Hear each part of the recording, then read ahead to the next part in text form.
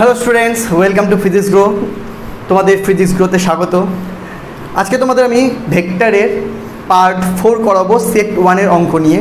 Set 1-এর অঙ্কের আমরা part 1 two part 2 part 3 করে ফেলেছি, অ্যাজ ওয়েল অ্যাজ গোটা ভেক্টরের থিওরি তোমাদের বুঝিয়ে ফেলেছি। চ্যানেলে প্লে লিস্টে রয়েছে, সেই প্লে লিস্টে এই অঙ্কটাও থাকবে। সেই প্লে লিস্টে অ্যাড হচ্ছে আজকে সেট 1-এর পার্ট 4, যে পার্ট 4-এ আমরা 22 নম্বর অঙ্ক থেকে শুরু করে 35 নম্বর অঙ্ক পর্যন্ত পুরোটাই কমপ্লিট করে ফেলবো। সো দেখতে থাকো এবং চ্যানেলে নতুন হলে অবশ্যই সাবস্ক্রাইব করে যেও, আর লাইক কমেন্ট শেয়ার তোমার ব্যাপার। চলো এবার অঙ্কে যাই। তো শুরু হচ্ছে আজকের অঙ্ক। আজকের প্রথম অঙ্ক 22 নম্বর অঙ্ক।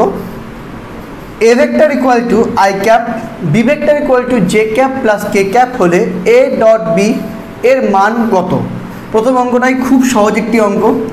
এ ভেক্টর ডট বি ভেক্টর বের করতে দিয়েছে আমাকে। So that's mean I cap dot j cap plus K cap বার করতে দিয়েছে। দ্যাট ইজ যদি ডট করি তাহলে ইন্ডিভিজুয়াল ডট করলে i cap dot i cap dot j cap plus i cap dot k cap.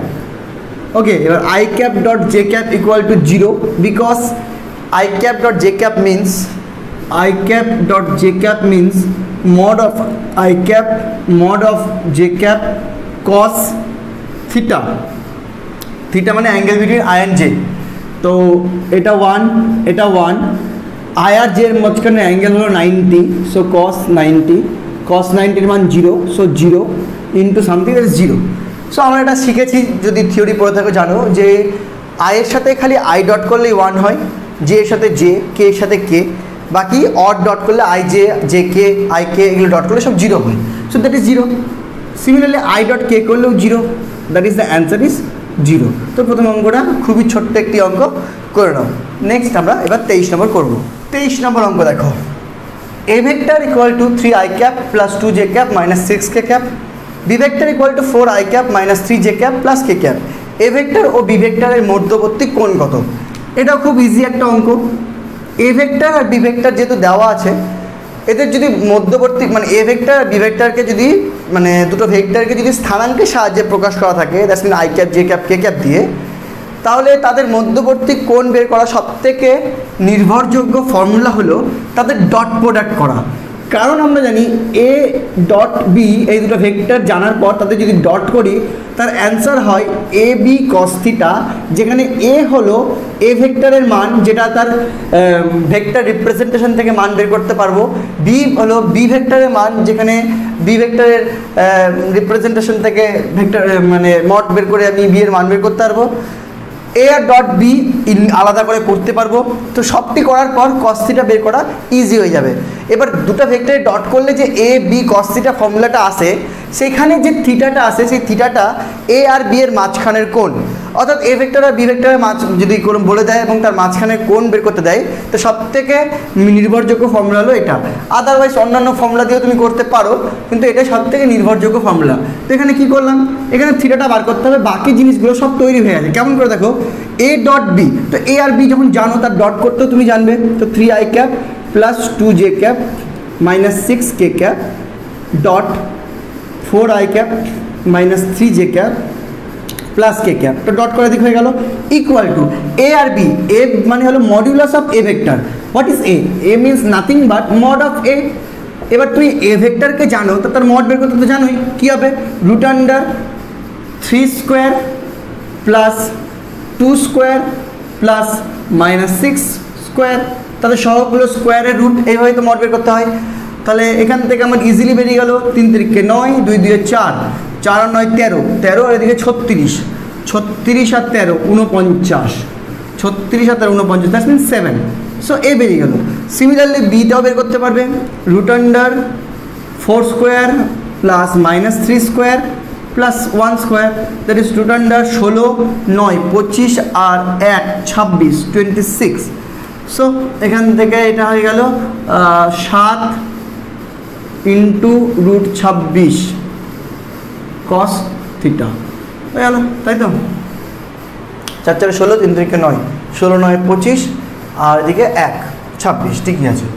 Okay, so এখান থেকে যদি আমরা করি ইমপ্লাইজ, এটা ডট করলে এবার ডট জানো যে প্রত্যেকটার সাথে প্রত্যেকটা ডট করতে হবে, তবে এটা তুমি জানো যে আয়ের সাথে জে কে, জে এর সাথে মানে অর যে আয়ের সাথে মানে আলাদা আলাদা ডট করলে সেটা 0 হবে, কারণ তাদের মাঝখানের অ্যাঙ্গেল 90।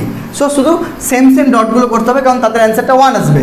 সো 3 আর 4 12 আই ডট আই করলে 1, 2 আর 3 -6, 2 3 দা -6, এটা মাইনাস আছে, জে জে করলে 1, মাইনাস প্লাস আবার মাইনাস, 6 1 দা 6, এদিকে কে কে করলে 1। তো এইটুকুটা বাজলো এদিকে, আর এদিকে 7√27 ইন্টু রুট মানে 7√26 cos theta. So that's mean এখান থেকে 6 6 12 করতে গেলে 12 মাইনাস হলো 0 equal to 7√26 cos theta. That's mean cos theta equal to 0. That's mean cos of 90. That's mean theta is equal to 90. So কি বেরিয়ে গেলো, এ ভেক্টর আর বি ভেক্টরের মাঝখানে কোণ হলো 90 ডিগ্রি। ওকে, করে ফেলো। নেক্সট 24 নম্বরটা দেখো কি বলছে। এ ভেক্টর ও বি ভেক্টর এ ও বি এর কোণ মানের জন্য 2i cap minus 3j cap minus k cap this vector and a cap plus bj cap minus 2k cap this vector দুটি পরস্পর সমান্তরাল হবে, মানে এই ভেক্টর দুটো এই ভেক্টরটা পরস্পর সমান্তরাল, সেখানে আমাকে এ আর বি এর মানটা কত হলে এটা বলতে পারি। আচ্ছা, সমান্তরাল বলা বা সমান বলা, দুটো ভেক্টর যদি সমান কাকে বলে? দুটো ভেক্টর সমান তখনই বলে যখন দুটো ভেক্টরের মান ও দিক সমান হবে, তখন তাকে বলে দুটো সমান ভেক্টর। আর সমান্তরাল ভেক্টর কাকে বলে? দুটো ভেক্টরের দিক সমান কিন্তু মান যদি আলাদা হয় তাহলে তাদেরকে বলা হয় সমান্তরাল ভেক্টর। এখানে মনে করো এই ভেক্টরটা আর এই ভেক্টরটা 2i cap minus 3j cap minus k cap is not equal to ai cap plus bj cap minus 2k cap। এটা কিন্তু ইকুয়াল নয়। ওকে, এটা ইকুয়াল নয়, বাট এক্ষেত্রে আমরা দুটো দিক একই, তবে কোএফিসিয়েন্টগুলো এর সাথে সেম না। তবে আমি যদি এরকম ভাবি যে সাপোজ কিছু একটা unknown constant x, suppose x মনে করো একটা স্কেলার, গুণ করার পর এর কোএফিসিয়েন্টগুলোর সাথে মিলে গেল, তাহলে এই ভেক্টরটা সমান হয়ে গেল, তখন এই দুটো ভেক্টরকে ইকুয়াল ভেক্টর বলতে পারি। তাহলে যার টেকনিক হলো, যে টেকনিক অঙ্কটা করছি সেটা দুটো ভেক্টর যদি সমান্তরাল বলে, তাহলে যে কোনো একটা ভেক্টরকে, দুটো ভেক্টরের যে ভ্যালু, দিকটা একই আছে অসুবিধা নাই, ভ্যালু সেম নাও হতে পারে। সেম না হওয়ার জন্য তুমি ভেবে নিতে পারো যে কোনো একটা ভেক্টরের সাথে আননোন একটা কোনো সংখ্যা যদি গুণ করে সেম হলেও হতে পারে। ওকে, তো আমি সেটাই ধরে নিলাম যেটা এক্স একটা আননোন সংখ্যা, সেটা গুণ করার পর এটা হয়তো একই। তাহলে এটা গুণ করার পর কী দাঁড়াচ্ছে? X A I cap plus X B J cap minus 2x K cap, এটা দাঁড়াচ্ছে। এইবার এই দুটো ভেক্টরকে একই মানে ধরলাম, ধরলে তো হবে না, কিছু তো একটা ধরতেই হবে। এই ভেক্টরটা আর এই ভেক্টরটা একই না, বাট আফটার সাম কিছু একটা গুণ করে সাপোজ চলে এলো। ওকে, এই ভেক্টরটা এবার সেম। এরকম হওয়ার পর আমি তাহলে যদি এবার দুটো ভেক্টর সেম হয় তাহলে তাদের সহগগুলো সেম হবে। তাহলে এই দুটো পাঁচ যদি আমি কম্পেয়ার করি, তাহলে এখানে x A is equivalent to 2, xb is equivalent to -3 and 2x is equivalent to 1। তখন কে ক্যাপে সব, তাহলে এখান থেকে আমার শেষ ইকুইভ্যালেন্ট থেকে আমার x এর ভ্যালুটা পেয়ে গেলাম হাফ। তাহলে এখান থেকে b এর ভ্যালু পেয়ে যাবো -3, এদিকে হাফ আছে, ওদিকে গেলে 2, দ্যাট ইজ -6। আর এখান থেকে a এর ভ্যালু পেয়ে যাবো 2 ইন্টু এদিকে হাফে 2, দ্যাটস মিন 4। তাহলে হয়ে গেল a equal to 4, b equal to -6। ওকে, এইটাই হলো টেকনিক, তাছাড়া কোনো টেকনিক নাই। দুটো সমান্তরাল ভেক্টরের ক্ষেত্রে একটা আননোন রাশি নিয়ে আননোন রাশিটা বের করে তারপরে কম্পেয়ার করে আমি a আর b এর মানটা বের করলাম। তাহলে a and b may be 4 and -6। এক্ষেত্রেও কিন্তু এই 4 and -6 শিওর না, ইটস মে বি। ওকে, এখানে কিন্তু প্রশ্নটা হবে a আর b এর সম্ভাব্য কোন মানের জন্য এই দুটো ভেক্টর পরস্পর সমান্তরাল হবে, তার মধ্যে একটা হতে পারে 4 আর -6। ক্লিয়ার? চলো নেক্সট অঙ্ক নম্বর 25 দেখো। এ এর কি মানের জন্য একই টাইপের অঙ্ক, এ I cap minus 2j cap plus K cap এবং 2ai cap plus aj cap minus 4k cap vector দুটি পরস্পর লম্ব হবে। আচ্ছা, এখানে অঙ্ক দুটো সেম না, কারণ যদি সমান্তরাল বলতো তাহলে আমি আগের টেকনিকটা করতাম, কিন্তু পরস্পর লম্ব বলতে গেলে আমার কিন্তু আর সেই টেকনিকটা হবে না, ইকুয়াল করা যাবে না, কারণ দুটো ডিরেকশন ডিফারেন্ট হয়ে গেল। তবে লম্ব করার সময় আবার আরেকটা তুমি অ্যাপ্লাই করতে পারো, এগুলো জাস্ট ট্রিক, বুদ্ধি। সেটা হলো এই দুটা ভেক্টর থেকে ভেক্টরকে তুমি যদি ডট করো তাহলে এ পাশে মেবি একটা অ্যান্সার পাবে, কিন্তু তার ওপাশের অ্যান্সারটা জিরো হবে, মানে অ্যাকচুয়ালি তাদের ডটটা জিরো হবে, because the vectors are perpendicular to each other. আর তুমি জানো দুটো ভেক্টরের যদি পারপেন্ডিকুলার হয় মানে একেবারে লম্ব হয় তাহলে তাদের মাঝখানে অ্যাঙ্গেল 90 হয়, আর cos 90 জিরো, আর দুটো ভেক্টরকে ডট করলে অ্যান্সারে cos 90 আসবে, মানে cos থিটা আসবে। সো সেই টেকনিকটা তুমি এখানে যদি ফলো করো, সেই টেকনিকটা, তাহলে কিন্তু এখানে অঙ্কটা হয়ে যায়। তো তুমি কী টেকনিক ফলো করলে? তুমি করলে এ I cap minus 2 J cap plus K cap, এই ভেক্টরটাকে তুমি 2a I cap plus A J cap minus 4 k cap এই ভেক্টরটা দিয়ে ডট করলে, তো ডট প্রোডাক্ট তোমার একটা অ্যান্সার আসবে, বিকজ এখানে তোমার সব কিছুর ভ্যালু জানা নেই, এ একটা আননোন কোয়ান্টিটি লুকিয়ে রয়েছে, যদি একটা নোন থাকতো তাহলে অ্যান্সারটা জিরোই আসতো, বাট যেহেতু একটা আননোন আছে তো অ্যান্সার আসবে। But according to the formula এই দুটো ভেক্টর যেহেতু, মানে অ্যাকর্ডিং টু দ্য কোয়েশ্চেন এই দুটো ভেক্টর যেহেতু লম্ব পরস্পর, তো এর অ্যান্সারটা মাস্ট বি জিরো, এটাকে জিরো হতেই হবে। সো তুমি যদি এপাশে এবার ক্যালকুলেশনটা করো তাহলে এটার সাথে এটা হবে 2a square, because i cap 1 plus মাইনাসে minus 2a j cap 1 plus মাইনাসে মাইনাস 4 কে ক্যাপ 1, বাকিগুলো জিরো, ইকুয়াল টু জিরো। এখান থেকে যদি তুমি 2 কমন নাও তাহলে a square minus a minus 2 is equal to zero, that's mean a square minus a minus 2 is equal to zero. এটা solve করে এর মান বের করতে হবে। অবভিয়াসলি যেহেতু a স্কোয়ার চলেই এলো, তাহলে এখানে এর সম্ভাব্য দুটো মান হবে যাদের জন্য এর ভ্যালুটা মানে এই মানে দুটো ভেক্টর পরস্পর লম্ব হবে। ওকে, বিকজ এখানে আমার একটা দ্বিঘাত সমীকরণ চলে এসছে। তাহলে এটা সমাধান করবো কী করে?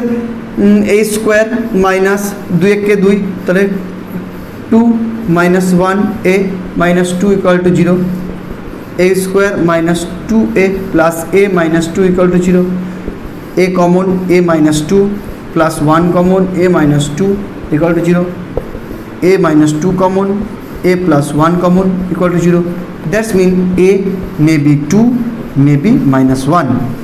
ওকে, তাহলে এর ভ্যালু 2 হলেও এই কম্বিনেশনটা লম্ব হবে, এর ভ্যালু -1 হলেও এই কম্বিনেশনটা যাদের মানে পরস্পর লম্ব হবে। ক্লিয়ার? মানে এই ভেক্টর কম্বিনেশনটা। ওকে, এই হয়ে গেল 25 নম্বর অঙ্ক। চলো এবার আমরা 26 করবো। তো 26 নম্বর অঙ্কটা দেখো এবার। 26 নম্বরে 3টা অঙ্ক দিয়েছে দেখছি। দেখাও যে a ক্রস b এর মান a b মানে এ ভেক্টর ও বি ভেক্টর বাহু বিশিষ্ট একটি সামান্তরিকের ক্ষেত্রফলের সমান। বাহ, খুব ইম্পর্ট্যান্ট একটা মানে অঙ্ক তো না, এটা একটা উপপাদ্য, খুব সুন্দর। দেখো 2 নম্বর বলেছে a vector equal to this 2i cap minus 2j cap plus k cap, B vector equal to 3i cap plus j cap minus 4k cap. এর অন্তর্বর্তী কোণ কত? নিজেই পারবে, আগের মতো করে ডট প্রোডাক্ট করে বের করতে হবে। a vector equal to 3 number দিয়েছে a vector equal to i cap plus 4j cap plus k cap এবং b vector equal to 3i cap minus 5j cap plus k cap. এই লব্ধি ভেক্টরের সমান্তরাল একক ভেক্টরটি নির্ণয় করো। মানে লব্ধি করে তার সেই ভেক্টরটা সমান্তরাল একক ভেক্টর মানে কি, ওই ইউনিট ভেক্টর বের করতে হবে ওই ভেক্টর রেসপেক্টে, ব্যাস হয়ে গেল। তো 3টা অঙ্ক একটা অঙ্কের মধ্যে দিয়ে দিয়েছে, 3টা আলাদা আলাদা অঙ্ক বড় বড়। ঠিক আছে, আমি যদি যতটা আটবে করবো এখানে মিটিয়ে করবো, টুকে নেবে। হ্যাঁ, তো প্রথমে 1 নম্বর করছি। দেখো এ আর বি ভেক্টর দুটির বাহু বিশিষ্ট একটি সামান্তরিক ক্ষেত্রফল সমান বলেছে a ক্রস b। আচ্ছা, আগে একটা সামান্তরিক রাখি। Because this a vector, it is b vector. Okay, এটা একটা সামান্তরিক। Suppose angle between them theta. Okay, এবার এই সামান্তরিকের ক্ষেত্রফল বের করতে হবে। একটা সামান্তরিকের ক্ষেত্রফল হয় সামান্তরিকের ক্ষেত্রফল হয় ভূমি ইন্টু উচ্চতা। আচ্ছা, ভূমি তো বোঝা যাচ্ছে, এটা ভূমি, এটা ও নাম ও এ বি সি, ও এটা ভূমি, মানে ভূমি মানে হলো মড অফ এ, ভূমি ইজ মড অফ এ। এ ভেক্টরের যে মানটা সেটাই হলো ভূমি। বাট এখন উচ্চতাটা বার করতে হবে। উচ্চতা যদি দেখো তাহলে তুমি দেখবে হয় এটা নিতে হবে, মানে উচ্চতা মানে কি আপার পোর্শন থেকে লোয়ার পোর্শনের উপর যদি লম্ব টানতে হবে যে কোনো এক জায়গায়, হয় এখান থেকে এর উপর লম্ব টানো অথবা এখান থেকে এর উপর লম্ব টানো। তো সাপোজ আমি এই লম্বটাই টানলাম, এই লম্বটাই টানলাম, এটা থিটা, ওকে, এই লম্বটাই টানলাম, এটা হলো উচ্চতা। এই লম্বটা বের করতে গেলে হয়ে গেল উচ্চতা। এই লম্বটা বের করবো কী করে? তুমি যদি হাইট অ্যান্ড ডিস্টেন্সের অঙ্ক দেখো তাহলে এই ওসির ভ্যালু হলো বি ভেক্টরের মান, ওকে। তাহলে তুমি যদি এটা বের করতে চাও, এটা যদি অ্যাঙ্গেল হয়, অ্যাঙ্গেলের সাপেক্ষে এটা কি, এটা নাম দাও ডি নাম দিলাম। তাহলে এখান থেকে তুমি দেখতে পারো যে সিডি যদি লম্ব হয় আর ওসি হবে তার অতিভুজ, এই দুটো যদি বাই করো লম্ব হবে অতিভুজ হবে সাইন থিটা। এবার সিডি কি, সিডি আমি জানি না কত, বাট ওসি হলো বি ভেক্টরের মডুলাস, সো বি এর মান equal to sine theta. So এখান থেকে তুমি ইজিলি বলতে পারো যে CD equal to mod of b sine theta. So finally যেটা বেরোলো এরিয়া অফ সামান্তরিক ইজ ইকুয়াল টু ভূমি ইন্টু উচ্চতা, তার মধ্যে ভূমিটা মড অফ এ বেরিয়ে আছে আর উচ্চতা সিডি বেরিয়ে গেল mod of b sine theta, okay. এবার যে দুটো ভেক্টর আছে এ আর বি, তাদের যদি ক্রস করো এ ক্রস বি, তার ফর্মুলা যদি তুমি জানো তাহলে জানো এদের মডুলাস হয় mod of a mod of b sine theta. তো কী দেখা গেল যে এরিয়া অফ দ্য সামান্তরিকের ক্ষেত্রফলটাও mod of a mod of b sine theta, আর আমরা জানি এ ক্রস বির ফর্মুলা যেটা mod of a mod of b sine theta, okay. N cap হয় যদি মডুলাস না নিই, মানে a cross b equal to a ভেক্টরের মডুলাস বি ভেক্টরের modulus sine theta n cap, but modulus of a cross b equal to n ক্যাপটা থাকবে না। সো এই দুটো সেম। তাহলে এখান থেকে আমি বলতে পারি সামান্তরিকের ক্ষেত্রফল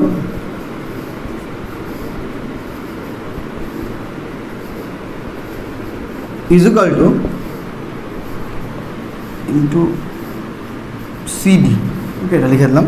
সামান্তরিক ক্ষেত্রফল is equal to mod of a cross b. তাহলে এখান থেকে কী প্রমাণ হলো, যেটা সামান্তরিক যদি দুটো ভেক্টর দিয়ে তৈরি হয় তাহলে সেই সামান্তরিক ক্ষেত্রফল হলো ওই ভেক্টর দুটার ক্রস প্রোডাক্টের মান, ওকে।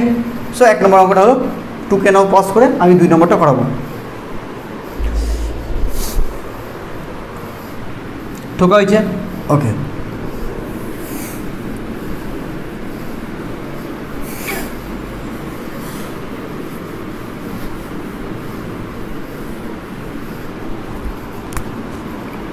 দুই নম্বর, এ ভেক্টর ইকুয়াল টু, এটা নিজে পারবে করো, 2i cap minus 2j cap plus K cap. B vector equal to 3i cap plus j cap minus 4k cap. So এখান থেকে cos থিটা বের করতে হবে। cos থিটা ইকুয়াল টু মানে A vector dot B vector equal to A B cos theta. So cos theta equal to A vector dot B vector by A B. So আমাকে A dot B আগে বের করতে হবে, তারপরে এ আর B এর মান বের করতে হবে, গুণ করতে হবে। সো আগে এ ডট বিটাই করে দেখি, এ ডট বি, আর লিখলাম না এটা ডট এটা। তো 2 3 6 আই ক্যাপ মাইনাস প্লাসে মাইনাস 2 1 2 প্লাস মাইনাসে মাইনাস 4 1 4। সো 6 থেকে 2 গেলে 4, 4 থেকে 4 গেলে 0। So A dot B equal to 0 হবে। সো এ আর বি এর মান যাই হোক না কেন 0 বাই সামথিং হবে, আর করলাম না কারণ যেখানে 0 চলে এসছে। তো 0 that is equal to cos of 90, that is equal to theta is equal to 90 degree. So কী চলে এলো, এই দুটো ভেক্টরের অন্তর্বর্তী কোণ 90 ডিগ্রি, ওকে। করে নাও, করা হলো। 2কে নাও পজ করে আমরা এবার 3 নম্বরটা করব।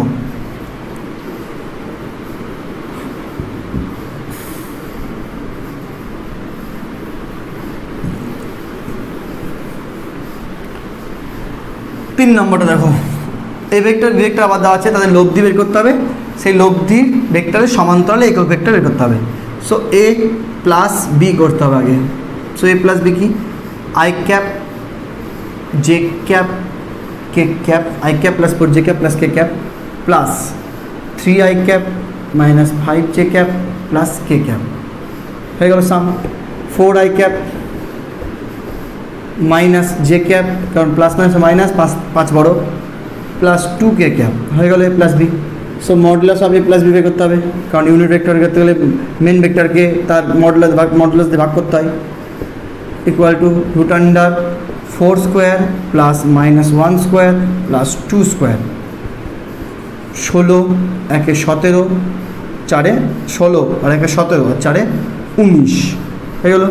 অতএব N cap equal to unit vector along A plus B, মানে এ প্লাস বি ভেক্টর মানে লব্ধি ভেক্টরের দিকে সমান্তরাল, মানে লব্ধি ভেক্টরের সমান্তরালে যে একক ভেক্টর হবে সেটা হলো এন ক্যাপ ইকুয়াল টু যে লব্ধি ভেক্টরটা পেলাম তাকে তার মান দিয়ে ভাগ করতে হবে, তাহলে পেয়ে যাবো একক ভেক্টর। সো এটা কত হবে তাহলে 4 I cap minus j cap plus 2 K cap, এটা হলো লব্ধি ভেক্টরটা আর তার মান হলো 19 হয়ে গেল। তো 3টা অঙ্ক আমার হয়ে গেল, 1 2 3 26 নম্বরে। হ্যাঁ, এবার আমরা 27 নম্বর করবো। 3টাই সোজা অঙ্ক, প্রথমটা একটু নতুন, বাকিগুলো এর আগে করেছো। চলো দেখো। তো এবার আমরা অঙ্ক নম্বর 27 করবো। দেখো, প্রমাণ করো এ vector plus 2 vector dot 2a vector minus 3 vector equal two 2a square plus ab cos theta minus 6b square. খুবই ইজি একটা প্রবলেম, এই দুটো ডট করলে এটা চলে আসবে। এটা আবার প্রমাণ করতে দিয়েছে, মানে অ্যান্সারটা বলে দিয়েছে আর কি। করো তুমি এ vector plus 2b vector dot 2a vector minus 3b vector, এই দুটো ডট করো। তো ডট করলে কী হবে, এটার সাথে এটা ডট, এটার সাথে এটা ডট, এটার সাথে এটা, এটার সাথে এটা, তাই তো?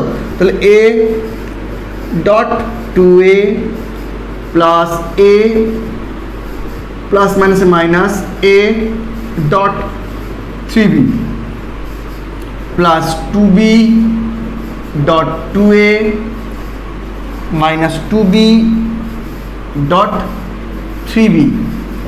ওকে, সো এটা 2 হয়ে গেল। এ ডট এ মানে এ স্কোয়ার, কারণ এ এ কস 0, ঠিক আছে? এই দুটো সেম ভেক্টরের মাঝখানে অ্যাঙ্গেল 0 হয়।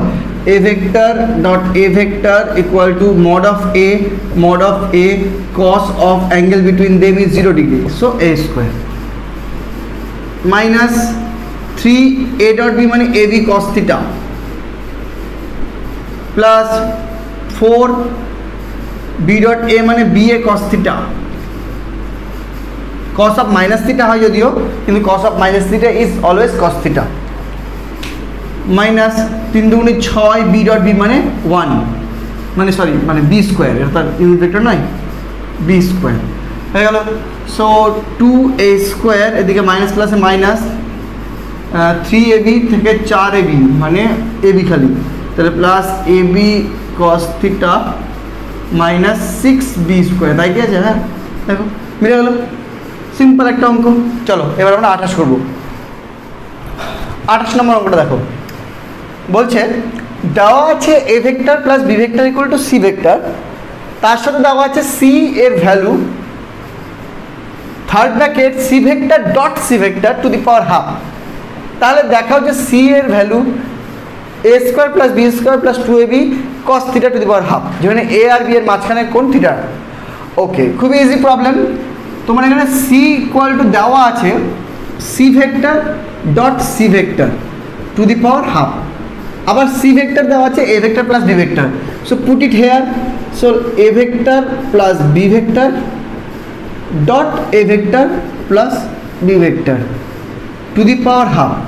তাহলে ডটটা করি, A dot A A square, A dot B A B cos theta, B dot A B A cos theta, B dot B B square two the power half, a square plus লাস্টেরটা আগে লিখলাম b square plus 2ab cos theta to the power half. তাই তো প্রমাণ করতে বলেছে, বোঝা গেল?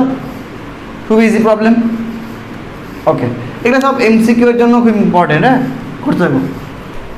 দেখো 29 নম্বর প্রবলেমটা দেখো, A vector plus B vector dot A vector minus B vector equal to 0 হলে দেখাও যে দুটি ভেক্টরের মান সমান, মানে এ আর বি এই দুটো ইকুয়াল দেখাতে হবে, মানে মানে modulus.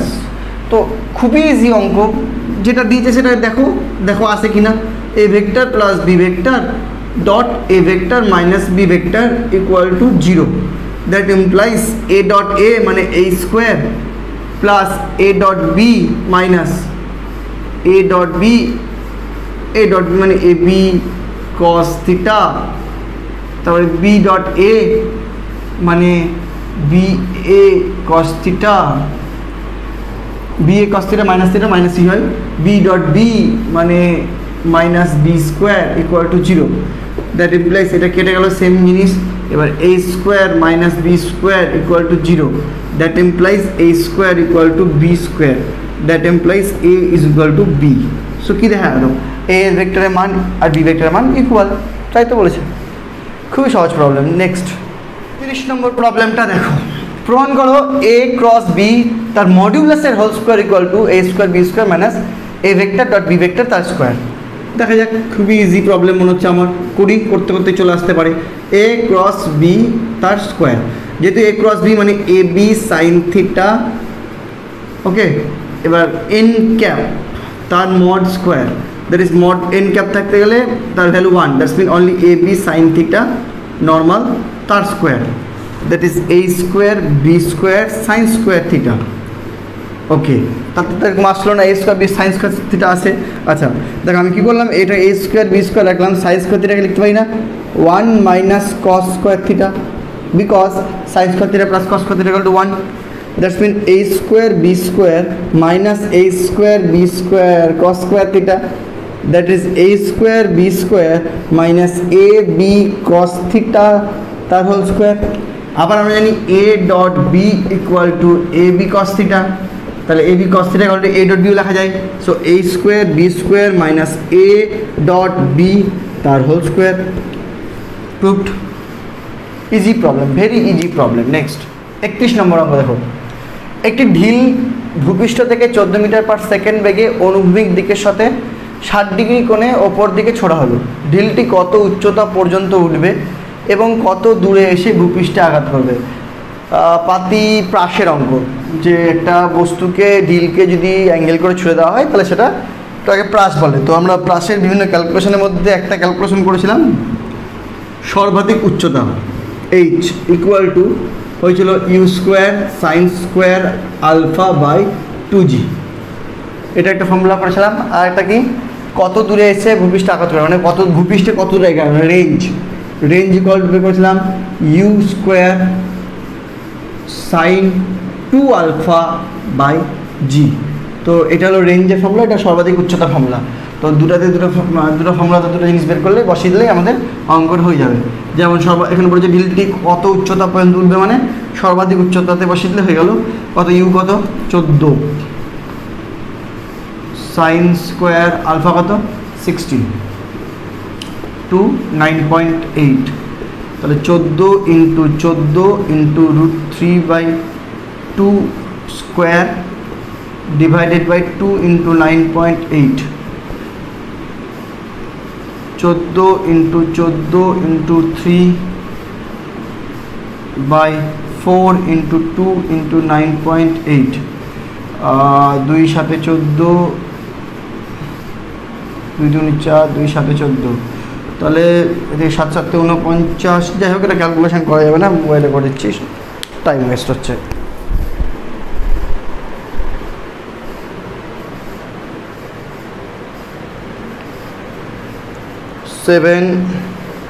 Seven into 7 into 3 divided by bracket 2 into 9.8 very close, 7.5. The answer is 7.5. Blackboard तो calculator राखी 7.5 मीटर।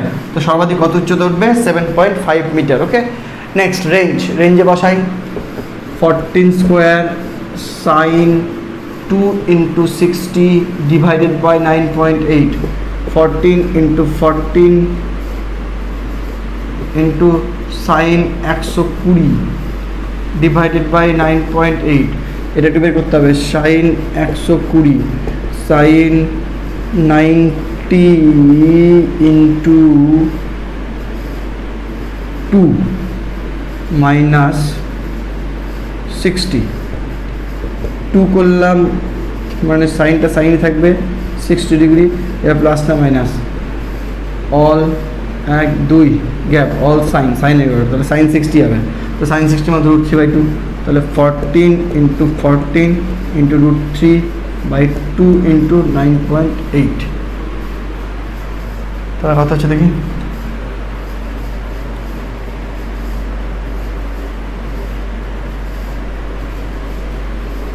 ক্যালকুলেটর,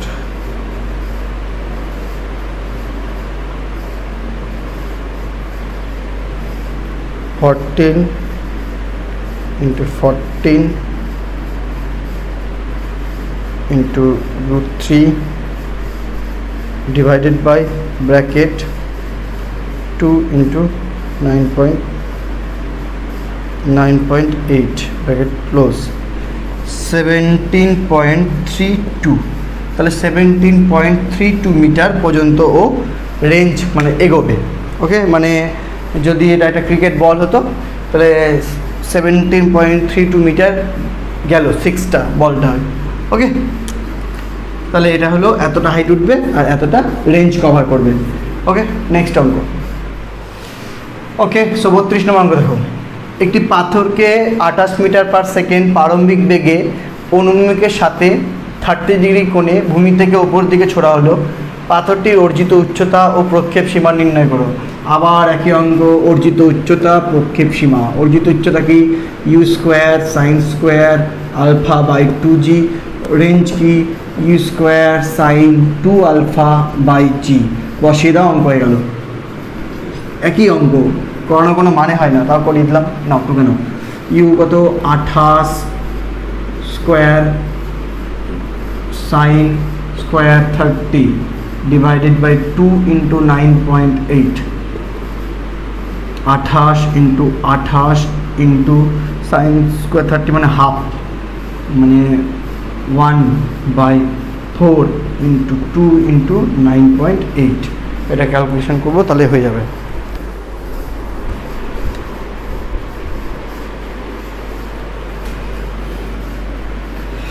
আঠাশ into 1 divided by bracket 4 into 2 into 9.8 bracket close. Answer হলো 10। তাহলে অ্যান্সার আসলো এখানে 10 মিটার। ওকে, এবার এখানে যদি করি 28 square into sine 2 into 30 divided by G, that's mean 28 into 28 into sine 60 মানে রুট 3/2 ডিভাইডেড বাই 9.8। তাহলে এদিকে হচ্ছে 28 ইন্টু রুট 3। ওকে, থাকলো এটা divided by bracket 2 into 9.8 bracket close 69.28। তাহলে কত হলো? 69.28 মিটার। তাহলে এটা পাথরটা কতটা হাইট কভার করবে? ম্যাক্সিমাম হাইট কভার করবে 10 মিটার, আর কতটা রেঞ্জ কভার করবে? 69.28 মিটার। সেম ফর্মুলা, সেম অঙ্ক, সেম কিছু। চলো নেক্সট 33 নম্বর অঙ্কটা দেখো। প্রমাণ করো যে কোনো বস্তুর প্রাসের ক্ষেত্রে বস্তুটির প্রক্ষেপ সীমা বস্তুটির সর্বাধিক উচ্চতার 4 গুণ যখন বস্তুটি এমন কোণে নিক্ষেপ করা হয় যাতে প্রক্ষেপ সীমা সর্বোচ্চ হয়। তাহলে তোমাকে আগে জানতে হবে প্রক্ষেপ, আগে দেখে নাও। আমরা জানি সর্বাধিক উচ্চতা h equal to u square sine square alpha by 2g, আর range R equal to u square sine 2 alpha by g. এটা আমরা জানি। এবার বলেছে এটার কি হচ্ছে, রেঞ্জটা এটার 4 গুণ হবে, তাই তো? ওকে, সে দেখবো কখন? কিন্তু এমন সময় যখন প্রক্ষেপ সীমা সর্বোচ্চ। তাহলে আমি আগে প্রক্ষেপ সীমা সর্বোচ্চ এই পার্টটা লক্ষ্য রাখি। প্রক্ষেপ মানে সীমা যদি সর্বোচ্চ হয় সেই সময় অ্যাঙ্গেলটা কত হয় সেটা আমরা দেখি। প্রক্ষেপ সীমা সর্বোচ্চ মানে আর এর এই ভ্যালুটা সর্বোচ্চ হবে। আর আর এর ভ্যালু সর্বোচ্চ হওয়ার শর্ত হলো সাইন 2 আলফার মান সর্বোচ্চ হবে। এবার সাইনের সর্বোচ্চ মান কত? 1, that is sine 90, that is 2 alpha equal to 90 হবে, that is alpha equal to 45 হবে। সো আলফা ইকুয়াল টু 45 হলে আর এর ভ্যালু হবে you square sine 2 into 45 divided by G, that is sine 90 মানে 1 ইউ স্কোয়ার বাই জি। আর সেই সাইডের মানে থিটার আলফা ভ্যালু 45 হলে এখানে হবে you square into sine square 45 by 2g, that is u square into 1/√2 তার square by 2g, that is u square by √2 মানে 2 হবে 4g। সো এইচ বেরালো ইউ স্কোয়ার বাই 4g আর আর বেরালো u square by G, that is এবার এখানে যদি আমি এটাকে করি 4 into you square by 4g, তাহলে 4 পর কেটে যাবে, are you square by 4g মানে কি এইচ, সো আমি লিখতে পারি 4 ইন্টু এইচ। তাহলে এখান থেকে আমরা প্রমাণ করে দিতে পারলাম R equal to 4h, that's mean প্রক্ষেপ সীমা ইকুয়াল টু সর্বাধিক উচ্চতার 4 গুণ। ওকে, এই দুটো সূত্র খুব ইম্পর্টেন্ট, ভালো মতো মনে রাখবে। চলো নেক্সট অঙ্ক নাম্বার 34 দেখো। স্রোতের সাপেক্ষে একটি লঞ্চের বেগ 7 মিটার পার সেকেন্ড, স্রোতের বেগ 3 মিটার পার সেকেন্ড। স্রোতের অনুকূলে লঞ্চটি যাত্রা শুরু করার মুহূর্তে একটি বস্তু ভাসানো হলো। লঞ্চটি স্রোতের অনুকূলে 4.2 কিলোমিটার পথ যাওয়ার পর অতিক্রম করার পর বিপরীত অভিমুখে ঘুরে চলতে শুরু করে এবং ভাসমান বস্তুটির কাছে পৌঁছায়। বস্তুটি ভাসানোর মুহূর্ত থেকে শুরু করে ওটির কাছে লঞ্চটির পৌঁছাতে কত সময় লাগবে? অঙ্কটা অনেক বড় এবং অনেক মানে সুন্দর গল্প, স্টোরি বেস অঙ্ক। অঙ্কটা ভালো মতো পড়ে বুঝে করতে হবে, একদম স্টেপ বাই স্টেপ বোঝো। মনে করো এইখানে লঞ্চ, এটা একটা লঞ্চ, এবার সে 7 মিটার পার সেকেন্ড বেগে যাচ্ছে। ওকে, কোনো ব্যাপার না, 7 মিটার পার সেকেন্ড বেগে যাচ্ছে আর স্রোতের দিকে যাচ্ছে, তো স্রোত আছে 3 মিটার পার সেকেন্ড বেগে। তো দুজন মিলে মানে স্রোতের সাথে স্রোতের অনুকূলেই লঞ্চটি 4.2 কিলোমিটার পথ গেল, সো এত দূর গেল। সো এখান থেকে এ ধরলাম, এটা বি ধরলাম, এর মাঝখানের গ্যাপ হলো 4.2 কিলোমিটার। ওকে, এ লঞ্চ গেল। এবার লঞ্চটা যখন এখানে যাত্রা শুরু করলো এখান থেকে, সেই সময় এখানে একটা কিছু ভাসিয়ে দেওয়া হলো, একটা বস্তু ভাসিয়ে দেওয়া হলো। এবার লঞ্চটা তো নিজের বেগ সাথে স্রোতের বেগ, এই দুটো বেগ মিলে লব্ধি বেগে যাবে, কিন্তু যে বস্তুটা এখানে ভাসিয়ে দেওয়া হয়েছে সে তো ভাসমান বস্তু, ওর তো পার্সোনাল কোনো বেগ নেই, তো সে স্রোতের বেগে ধীরে ধীরে ধীরে ধীরে এগোতে থাকলো। তো এগাচ্ছে, কোনো ব্যাপার না। তো আফটার সাম টাইম যখন এ থেকে বিতে লঞ্চ পৌঁছে গেছে, তখন এ থেকে আরেকটা বিন্দু ধরলাম, সাপোজ সি, এখানে ভাসমান বস্তুটা পৌঁছে যাবে অবভিয়াসলি, কারণ ও তো মানে এ থেকে যখনই লঞ্চটা চালু করলো তখনই লঞ্চটার পেছনেই আমি একটা বস্তু রেখে দিলাম। লঞ্চটা এবার নিজের বেগ স্রোতের বেগ মিলে চলে যাচ্ছে সামনের দিকে অনুকূলে যেহেতু, আর যখনই বস্তুটা ভাসালাম সেটা স্রোতের বেগে ধীরে ধীরে ধীরে ধীরে এগোতে থাকলো 3 মিটার পার সেকেন্ড বেগে। ওকে, তো অবভিয়াসলি যখন এ থেকে বিতে পৌঁছাবে তো বস্তুটাও সাম ডিস্টেন্স কভার করবে, তো ধরলাম সিতে পৌঁছালো। এবার গল্পটা হলো বিতে পৌঁছানোর পর লঞ্চটা ব্যাক করবে। এবার লঞ্চটাও ব্যাক করছে, অবশ্যই তাকে তখন স্রোতের বিপরীতে আসতে হবে, তো তার বেগটা একটু কমে যাবে, মানে বেগ তো নিজে সাথে থাকবে কিন্তু লব্ধি বেগটা কমে যাবে, সেটা পরের কথা। কিন্তু যখন ব্যাক করবে তখন এই কি বলে এটা, বস্তুটাও সামনের দিকে আরেকটু এগাবে। সাপোজ বস্তুটা সামনের দিকে যখন ডি পর্যন্ত পৌঁছালো তখন লঞ্চটাও ডি পর্যন্ত এসে পৌঁছে গেল, তার মানে ডি পয়েন্টে দুজনের মিটিং হয়ে গেল। তো ওভারঅল এই গোটা কেসটা ঘটাতে মানে ফাইনাল মিটিং, ডি পয়েন্টে ফাইনাল মিটিং হওয়ার সময় টোটাল কত টাইম লাগলো এইটা আমাদের ক্যালকুলেট করতে হবে, মানে বড্ড জটিল ব্যাপার।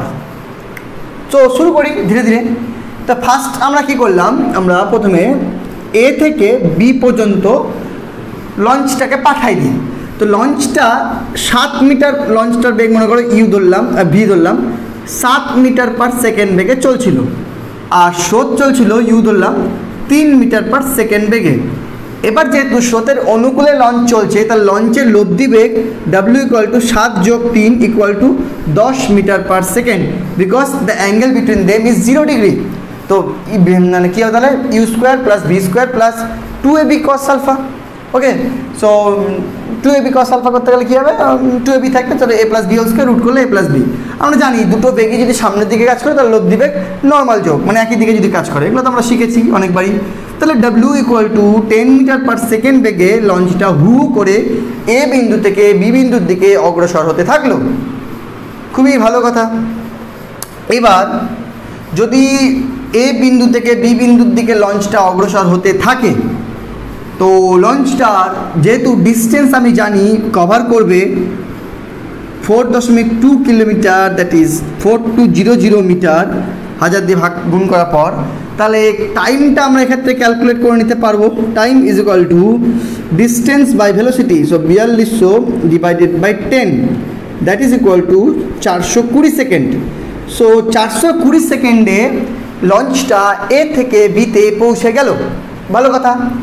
এইবার তার মানে এইখান থেকে ভাসমান বস্তুটা যে সিতে পৌঁছালো তারও টাইম লাগবে 420 সেকেন্ড, কারণ আমি তোমাকে প্রথমে গল্পে বললাম যে এ থেকে বিতে লঞ্চ যখন পৌঁছালো ধরলাম, তখন এ থেকে সিতে পৌঁছালো আমাদের যে বস্তুটাকে ভাসিয়েছিলাম।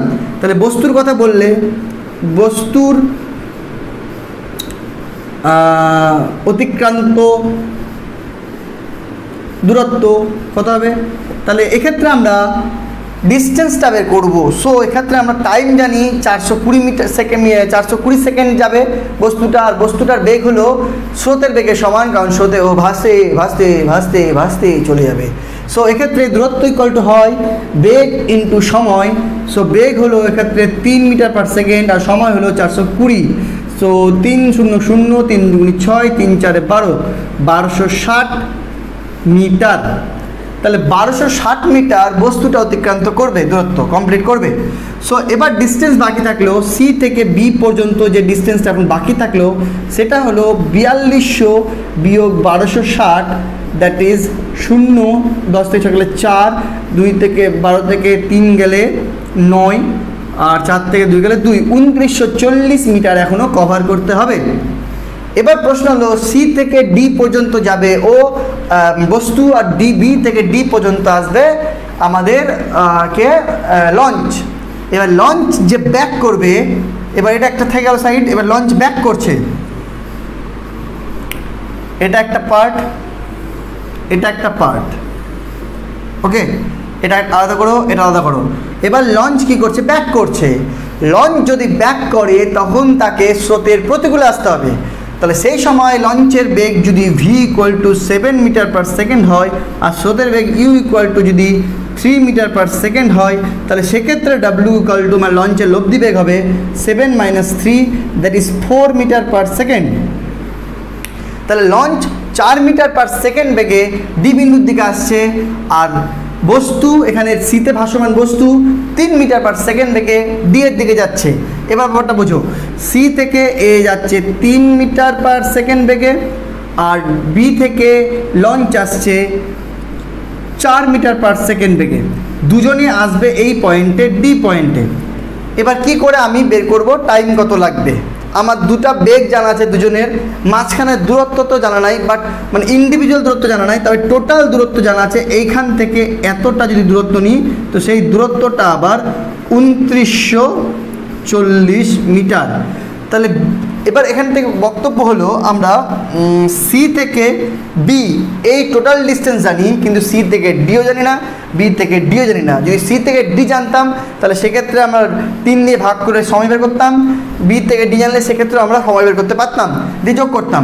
কিন্তু এরকম কেস করলে তুমি কি করবে, এটা ওটা শিখে নাও। মনে করো দুটা পয়েন্টের দুজনই একটা পয়েন্টে যাবে, এবার দুজন দুরকম বেগ নিয়ে একে অপরের দিকে অগ্রসর হচ্ছে এবং তাদের মাঝখানে টোটাল দূরত্ব তুমি জানো। তাহলে সেক্ষেত্রে তুমি টোটাল দূরত্ব যদি জানো তাহলে টোটালি এ এতটা কভার করবে, এতটা কভার করবে, দিয়ে তো টোটাল এইটাই আসবে, এই দূরত্বটাই আসবে। এবার এ 3 মিটার পার সেকেন্ড বেগে কভার করছে, এ 4 মিটার পার সেকেন্ড বেগে কভার করছে, তাহলে এক্ষেত্রেও আমাকে বের করতে হবে আপেক্ষিক বেগ।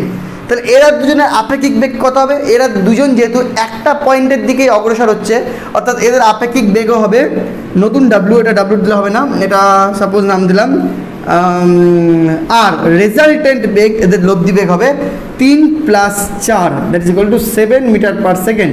কারণ দুজনই একই পয়েন্টের দিকে অগ্রসর হচ্ছে, অর্থাৎ স্পিডটা বেড়ে যাবে। তাহলে ওভারঅল এরা ডি বিন্দুতে 7 মিটার পার সেকেন্ড বেগে আসছে ওভারঅল দুজন মিলে এক্ষেত্রে, হ্যাঁ। আর ওভারঅল ওদের ডিস্টেন্সে কভার করতে হবে সেটা হলো 2940 মিটার। সো ওভারঅল যে টাইমটা তারা লাগবে সেই টাইমটা হলো 2940 divided by 7, that is equal to 7 4 28, 1 14, 7 2 14, 0 420 second. So আবার এই ডি বিন্দুতে বস্তু বলো আর বলো কী বলো আমাদের লঞ্চ বলো, দুজনের একসাথে পৌঁছাতে সময় লাগছে 420 সেকেন্ড। তার মানে লঞ্চটা এখান থেকে এত দূর গেল 420 সেকেন্ডে, সেখান থেকে তখন বস্তুটা এখানে পৌঁছালো, তারপরে লঞ্চটা যখন এখানে আসলো, বস্তুটা যখন এখানে আসলো, তখন আবার লাগলো 420 সেকেন্ড। সো ওভারঅল লঞ্চটার সাথে বস্তুটা মিট করতে টোটাল টাইম লাগলো, এটা আরেকটা পার্ট করবে টোটাল টাইম দিয়ে, টোটাল টাইম লাগলো 420 সেকেন্ড যোগ 420 সেকেন্ড, দ্যাট ইজ 840 সেকেন্ড। এবার যদি এটা মিনিট করতে চাও তাহলে 60 দিয়ে ভাগ করে দেবে, তাহলে হবে 60 দিয়ে ভাগ করে 0 0 কেটে দেবে, 6 দিয়ে 6 1 6, 7 8, 2 24, 6 4 24, 14 মিনিট। তো টোটাল টাইম লাগলো এই গল্পটা পুরোটা সম্পন্ন করতে 14 মিনিট। ঠিক আছে, করে নাও। কঠিন না, কিন্তু খুব সুন্দর একটি স্টোরি। এই স্টোরি দিয়ে তুমি অনেক অঙ্ক করতে পারবে। হ্যাঁ, স্টোরিটা খুব ভালো মতো বুঝে নাও। ফার্স্ট এই স্টেপটা করবে, সেকেন্ডে এই স্টেপটা, তারপরে এই স্টেপটা, ফাইনালি এই স্টেপটা। ওকে, থ্যাংক ইউ। নেক্সট, আজকে শেষ অঙ্ক দেখো, দুটি বস্তুকণার মধ্যে 35 নম্বর অঙ্ক। হ্যাঁ, একটির বেগ অন্যটির দ্বিগুণ, এরা পরস্পরের সাথে 60 ডিগ্রি কোণে চলেছে। একটির সাপেক্ষে অন্যটির আপেক্ষিক বেগ কত এবং তার অভিমুখ নির্ণয় করো। খুবই সহজ একটি অঙ্ক বলেছে। প্রথম ছবিটা দেখো, এটা একটা বেগ ভি আর এটা একটা বেগ 2v, মাঝখানের অ্যাঙ্গেল 60 ডিগ্রি। এদের মধ্যে আপেক্ষিক বেগ বের করতে হবে। তাহলে আপেক্ষিক বেগ কত হবে? এটাকে আমি ধরলাম ইউ আর এটাকে ধরলাম আমরা ভি। তাহলে আপেক্ষিক বেগ মানে আমরা জানি v minus u, that is equal to ডাব্লিউ। আর ডাব্লিউর ভ্যালু কত হয়? এবার দুপাশে করছি, একটা ডাব্লিউর ভ্যালু কত হবে? W equal to root over, কারণ আমাকে এখানে অবশ্যই এটা একটু অ্যাঙ্গেল করে আছে, 60 ডিগ্রি মনে হচ্ছে না। হ্যাঁ, এটা হলো ভি। হ্যাঁ, এবার ডাব্লিউর জন্য আমাকে জানি যে যেহেতু ভি মাইনাস ইউ নিতে হবে, তো ইউ এটা ভি, তাহলে ইউকে আমরা অপোজিটে নিতে হবে। এটা হলো তোমার মাইনাস ইউ। ওকে, এটা যদি ইউ হয় তাহলে এটা মাইনাস ইউ, তার লোভ দিতে হবে এই বরাবর। ওকে, আর এটা ধরে নিলাম থিটা, ট্যান থিটার সময় হেল্প করবে। ওকে, সো এইটা হলো ভি। হ্যাঁ, আর এটা হলো ইউ। ইউ এর ভ্যালু হলো ভি আর ভি এর ভ্যালু হলো 2v, এটা মনে রাখবে। হ্যাঁ, আচ্ছা, আমরা এ বি দিয়ে করি তাহলে আরও সুবিধা হবে। এই অঙ্কটা ছবিটাই ম্যাটার। হ্যাঁ, ছবিটা বুঝে নিলে অঙ্কটা কোনো ব্যাপার না, সহজ একটা অঙ্ক।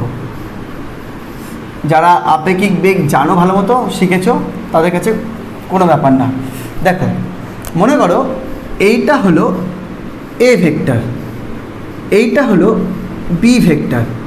তাহলে তাদের আপেক্ষিক বেগ যদি বের করতে হয় তাহলে আমাকে করতে হয় বি মাইনাস এ। ওকে, সো বি মাইনাস এ করার জন্য আমাকে একে অবশ্যই আমাকে মাইনাস এটা নিতে হবে। তাহলে এইটা হলো তাদের লব্ধি, এই লব্ধিটা বের করবো ডাব্লিউ, আর এইটা নিলাম অ্যাঙ্গেল থিটা, এটাও নিতে পারতাম, আমি এটা নিলাম, কোনো ব্যাপার না, একই ব্যাপার। তো এবার মানগুলো দেখো, এর মান বলেছে ভি আর বি এর মান বলেছে, বিটা আমি এখানে নিচ্ছি না, সুন্দর করে নিই, এটা হলো বি এর মান বলেছে 2v, এটা রাখলাম। তাদের মাঝখানে অ্যাঙ্গেল হলো এটা 60 ডিগ্রি, এটা থিটা নিয়েছি, আর এই টোটালটা তাহলে হলো 180 মাইনাস 60, বুঝে গেল?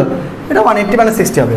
তো সেই রেসপেক্টে ডাব্লিউ ইকুয়াল টু হয় রুট ওভার, যখন মাইনাস করতে হয়, a square plus B square plus 2ab cos 180 minus alpha.